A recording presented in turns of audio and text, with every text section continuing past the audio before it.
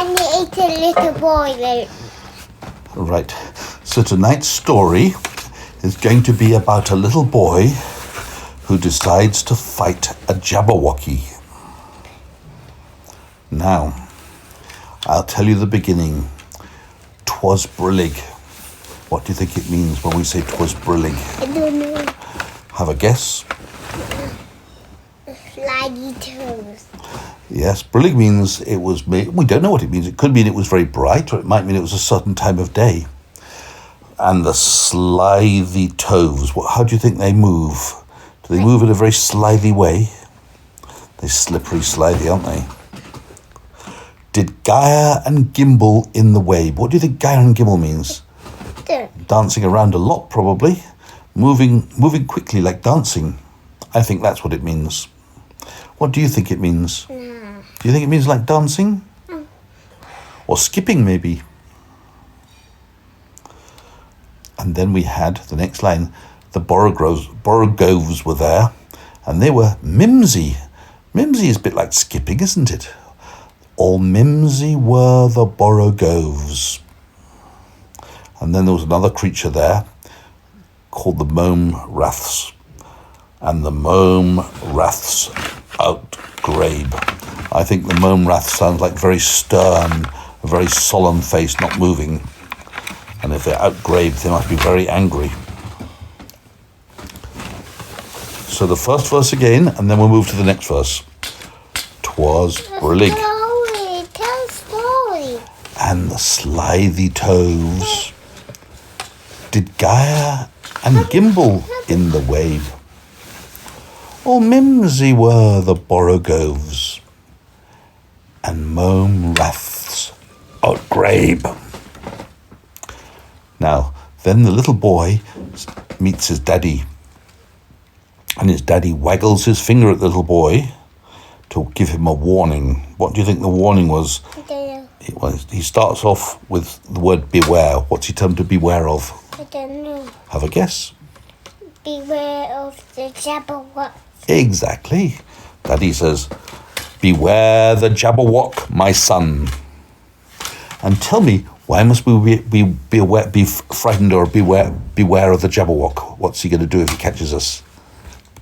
Eat him. Yes. And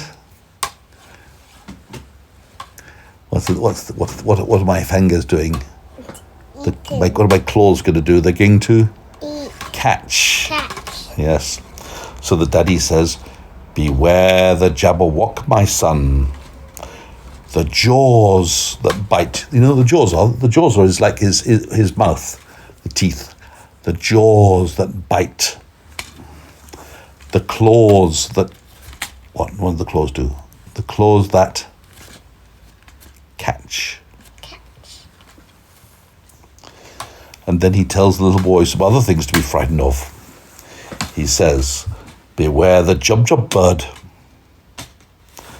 And shun, that means stay away from, or don't go near, and shun the frumious bandersnatch. Now, I don't know what frumious means, but I guess it means something like growling, making a very fierce noise. So the little boy picked up his vorpal sword. I don't know what the word vorpal means, but it must be a very special sword, like a lightsaber, which can kill things very quickly with a snicker snack, for example. So he took his... These must take a snack. So the little boy took his vorpal sword in hand. And then he went hunting. He went hunting for the jabberwock. The jabberwock is his foe. The foe is the enemy. So he went looking for the foe for a long time, and obviously the foe is something to be feared. Long time the manxome foe he sought. He's seeking his enemy, the foe, which is the jabberwock. And it was such a long time he looked. He was looking everywhere for the jabberwock, but he couldn't find him. So he decided to have a rest under the tom-tom tree. Why? He was tired out. Why? And there I was tired. because he'd been looking for his foe, his enemy, the jabberwock, but he hadn't found him, so he was worn out. And he stood a while. Don't do that, please. Okay. He stood a while in thought. So when you think, do you want... Okay, put this down, turn it off. Right? So when you think, perhaps you rub your chin, look up while you're thinking, so you don't get distracted by things. Let me read the sentence. But if you look down, what will happen? Well, nothing. It's just you'll be distracted. You might not think as well if you look down. That's why people look in the air and rub their chin when they think. So I'll read that verse to you. And this is the little boy. He took his vorpal sword in hand. Long time the manxome foe he sought. So rested he by a tum-tum tree. Why was by the tummy tree? Well, he had to rest somewhere, so I guess he decided to rest by the tum-tum tree. But is the tum-tum tree scary? No, but it does look a bit like a tummy. Because it's got some belly buttons on it. So that's why they call it a tum-tum tree. It doesn't really exist. There's no real tum-tum tree. It's just a name for a tree in the story. And he stood a while in thought. So let me read that verse to you again. He took his vorpal sword in hand. Long time the manxome foe he sought.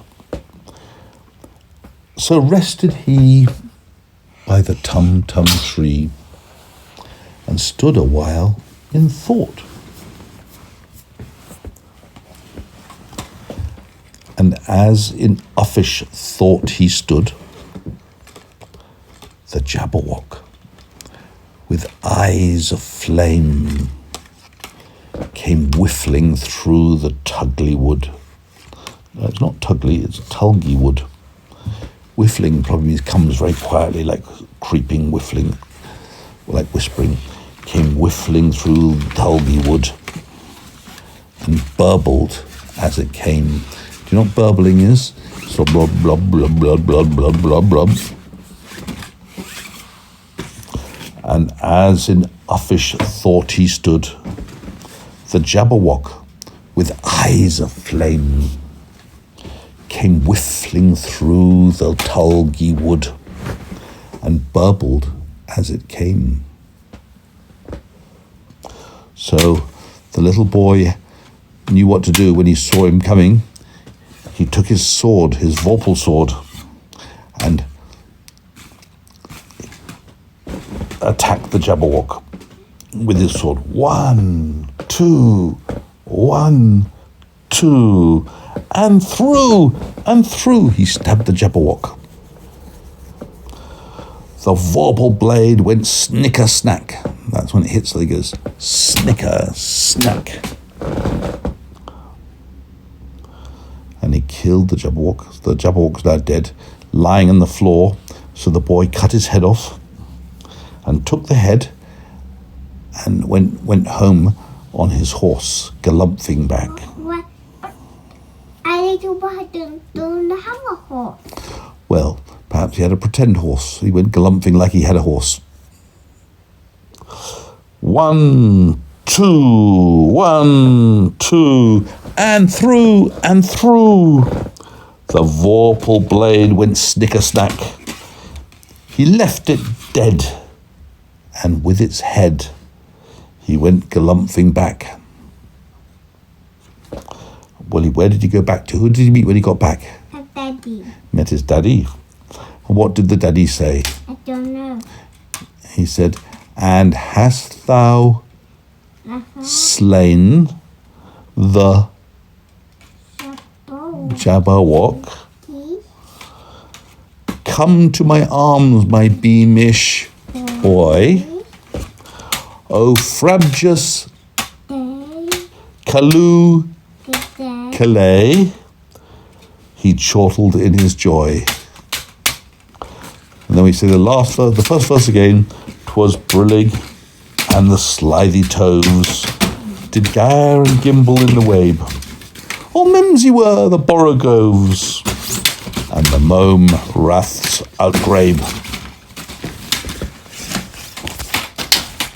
Right, I'll read you the whole poem one last time, and then you see if you remember it. Can you put the swords down and stop rattling things? You're no longer playing in the thing, fighting the jabberwock. Put them both down, please. I don't want them making a noise while I'm reading the poem. That would be better.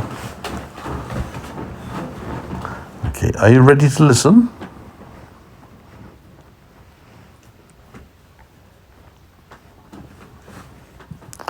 Right. This story is called Jabberwock by Lewis Carroll. 'Twas brillig, and the slithy toves did gyre and gimble in the wabe. That's Alice in Wonderland. Yeah, wait a minute. Let me start again. You interrupted me when I was talking. 'Twas brillig, and the slithy toves did gyre and gimble in the wabe. All mimsy were the borogoves, and the mome raths outgrabe. Beware the jabberwock, my son, the jaws that bite, the claws that catch. Beware the jub bird, and shun the frumious bandersnatch.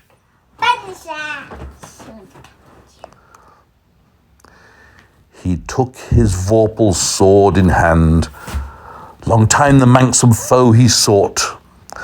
So rested he by the tum-tum tree, and stood a while in thought.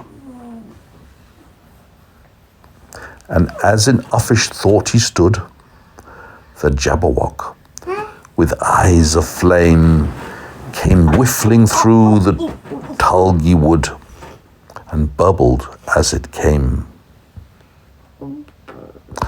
1, 2, 1, 2, and through the vorpal blade went snicker-snack.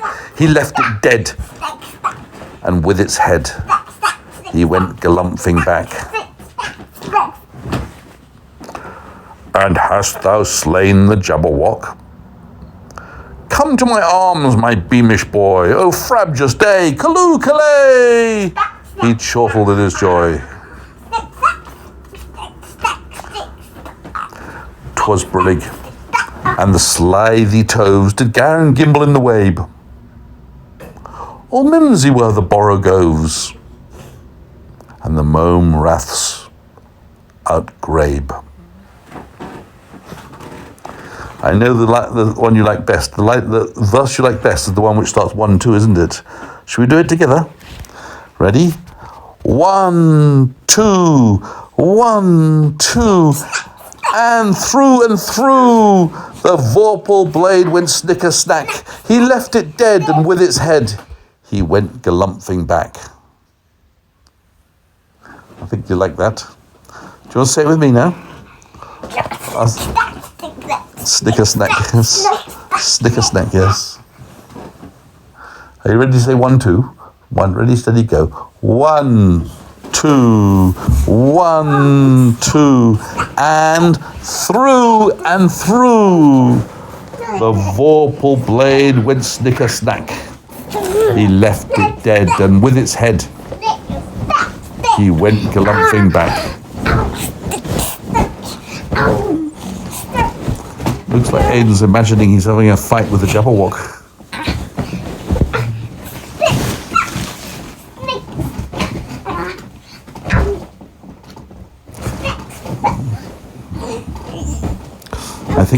I think the jabberwock must be dead by now, Aiden.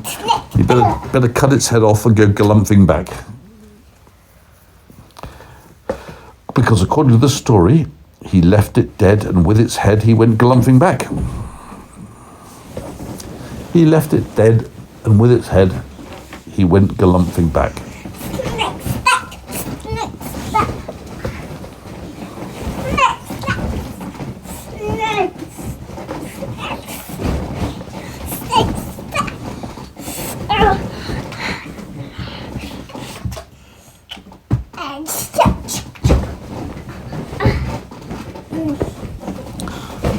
'Twas brillig, and the slithy toes did gyre and gimble in the wave. All mimsy were the borogoves, and mome rats at grabe.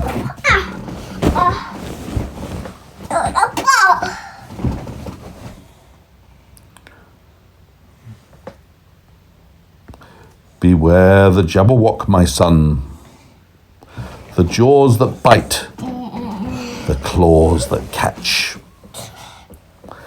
Beware the jub bird, and shun the frumious bandersnatch. He took his sword in hand, long time the manxome foe he sought. So rested he by the tum-tum tree, and stood a while in thought. And as in uffish thought he stood, the jabberwock with eyes aflame came whiffling through the tulgey wood, and burbled as it came. 1, 2, 1, 2, and through the vorpal blade went snick-a-snack. He left it dead, and with its head he went galumphing back.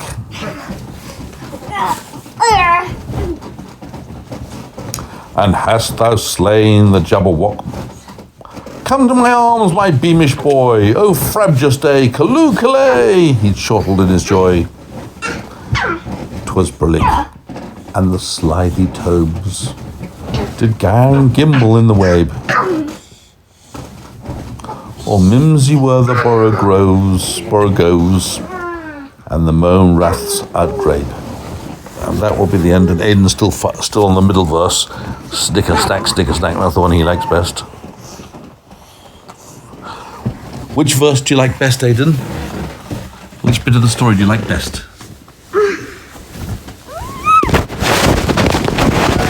Okay, he's not answering, so he's going to get to bed.